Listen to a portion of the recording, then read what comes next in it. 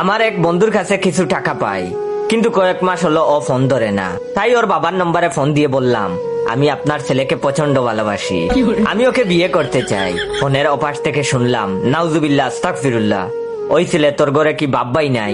তুই পুলা হয়ে পুলাকে কিভাবে ভালোবাসিস? আমি তখন বললাম, দেখেন যুগ বদলাইছে, এখন আর ছেলে মেয়ের মধ্যে ভালোবাসা সীমাবদ্ধ নাই। বিশ্বাস না হলে আপনার ছেলেকে বলেন, ও আমাকে পাগলের মতো ভালোবাসে, কিন্তু মুখ ফুটে আপনাকে বলতে পারছে না। ফোনের ওপাশ থেকে আবার বলতে শুনলাম, নাউজুবিল্লাহ আস্তাগফিরুল্লাহ। আর তিনি বললেন, ওই পুলা তুই কি পাবনা থেকে বলতেছস? আমি তখন বললাম, পাবনার পাগলরা কি আমার মতো জিপি থেকে রবিতে কল দিয়ে ফোনের টাকা নষ্ট করে? শুনে রাখেন, আপনি যদি আমাদের এই ভালোবাসা মেনে না নেন, তাহলে আমরা বাড়ি থেকে পালিয়ে বিয়ে করব, পরে কিন্তু আমার দোষ দিতে পারবেন না। এটা শুনে তিনি বললেন, কি বিয়া করবি? এটা আবার কেমনে সম্ভব? তখন আমি বললাম, হ্যাঁ, শুধু বিয়ে না, আমাদের ছেলে মেয়ের নামও আমরা ঠিক করে রাখছি। ছেলে হলে নাম রাখবো আক্কাস, আর মেয়ে হলে জাক্কাস। তখন তিনি বললেন, তোর কি লজ্জা বলতে কিচ্ছু নাই? ছেলে হয়ে আবার ছেলেকে ভালোবাসে কিভাবে? আর তুই কি কোনোদিন শুনছস নেগেটিভ আর নেগেটিভ বা পজিটিভ বা তার পজিটিভ মিলে কাজ হয়? বেদ্যপ পুলা। তখন আমি বললাম, কেন আপনি বীজগণিত করেন নাই? মাইনাসে মাইনাসে প্লাস হয়, আপনি কি এটা জানেন না? তখন তিনি বললেন, বেদ্যপ পুলা, তোর আব্বার নাম্বার দে, তোর আব্বার কাছে যদি বিচার না দিছি। ওয়েট, ভিডিওটা শেষ করার আগে আমার রিয়েল পেজ ইওর জয়কে ফলো দিয়ে রাখবেন। আপনাদের সবাইকে বলবো, দেখে শুনে আপনারা ভাইয়ের রিয়েল পেজ ইওর জয়কে ফলো দিয়ে রাখবেন। এন্ড রিয়েল পেজ থেকে ভিডিওটা দেখলে সবাই বেশি বেশি করে শেয়ার করবেন এবং আপনাদের বন্ধুদেরকে বলবেন জয় ভাইয়ের এটা রিয়েল পেজ। তখন তিনি বললেন, বেয়াদব পুলা, তোর আব্বার নাম্বার দে, তোর আব্বার কাছে যদি বিচার না দিছি। আমি তখন বললাম, আমার আব্বা আমাদের বিষয় সব জানে, বিচার দিলেও সমস্যা নাই, তিনি আমাদের মেনে নিবে।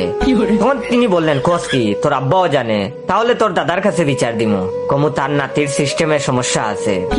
আমি তখন বললাম, আমার সিস্টেম সব ঠিক আছে, বিশ্বাস না হলে আপনার ছেলেকে জিজ্ঞাসা করেন, সে তো আমার সিস্টেম দেখেই ভালোবেসেছে। এবার ফোনের অপাশ থেকে দপাস করে কিছু পড়ে যাওয়ার শব্দ শুনে ফোন রেখে দিলাম আর বন্ধুর ফোনের অপেক্ষা করতে লাগলাম। একটু পরেই বন্ধুর ফোন।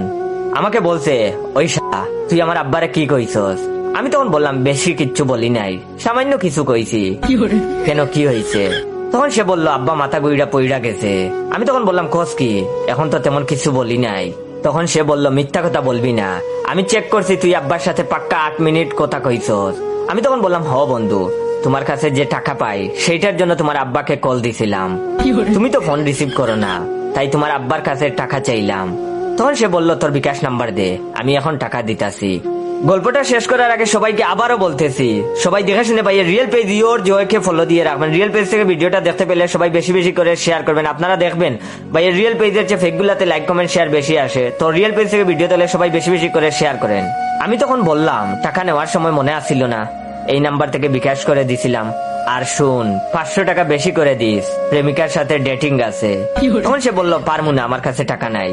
আমি তখন বললাম, সমস্যা নাই, আমার কাছে তোর আব্বার নাম্বার আছে, আমি একটু পরেই তোর আব্বারে আবার ফোন দিমু, এখন তো জীবিত আছে, একটু পর তাও পাবি না। তখন সে বলল, দাঁড়া দিতাছি, কিন্তু খবরদার জীবনে আর আব্বার নাম্বারে কল দিবি না, 10টা নয় 5টা নয়, একটাই বাপ আমার। আমি একটু পরে দেখি ফোনে একটা মেসেজ এলো, বিকাশ থেকে ক্যাশ ইন।